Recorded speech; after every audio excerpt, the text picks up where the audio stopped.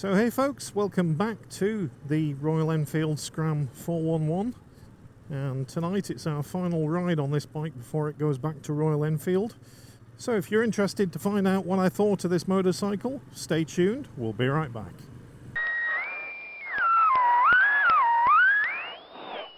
So it's a lovely Friday evening, as you can see just now, blue skies. We're heading into the bank holiday weekend.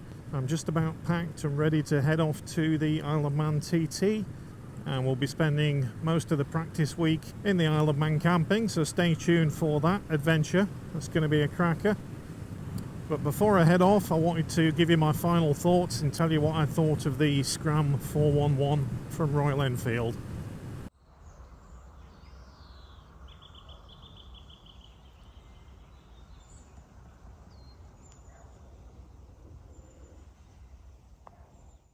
So welcome back, and the Royal Enfield Scram 411. How have I got on with this bike over the last 2 weeks?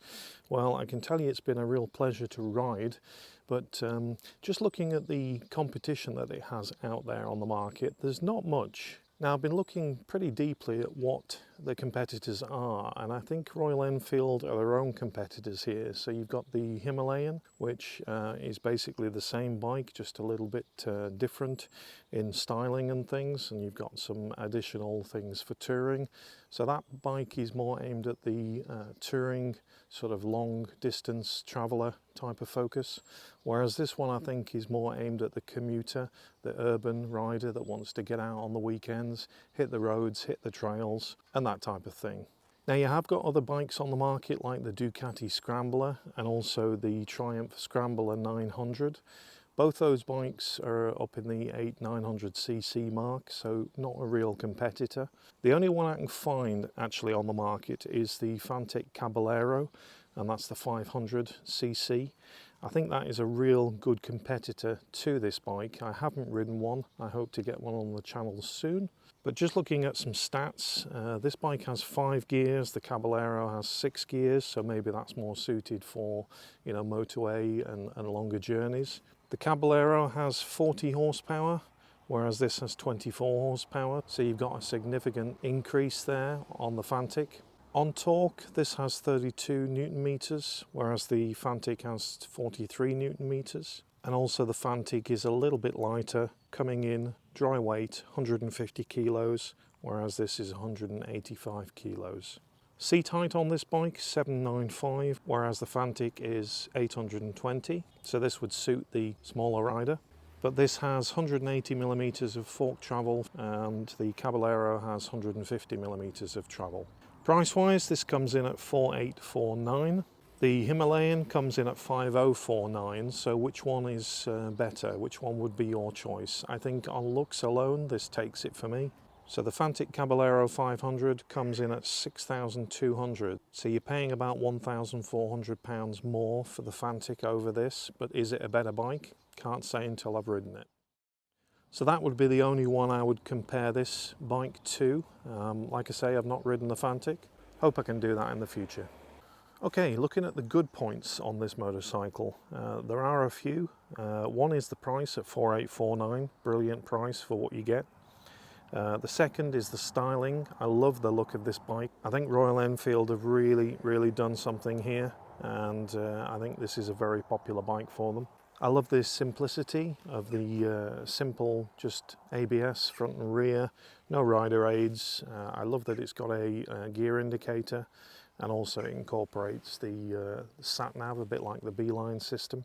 The handling's really good on the road when you've got little ruts and things with the state of the roads in the UK at the moment. So this bike handles them really well with that 19-inch front wheel. Fuel range on the bike, you're getting about 250 miles to a tank, which is brilliant. And also you've got many options with colours when choosing this bike. Now onto the bad. First thing, the mirrors. I hate it where it's got objects appear closer than they are in these mirrors. I would change this straight away. Lovely day for it.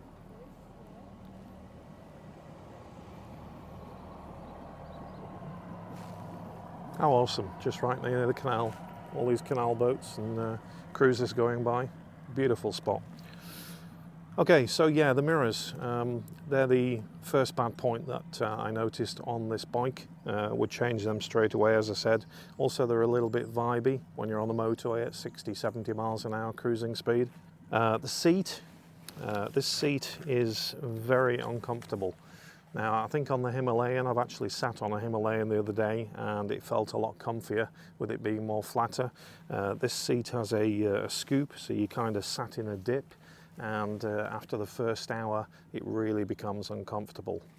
The exhaust, I mentioned this on the last video about the discoloration of the end can. I don't like the end can discoloring like that. I think it makes the bike look bad. I would change the end can if it was my own bike to something else, also to get a bit more sound out of the exhaust.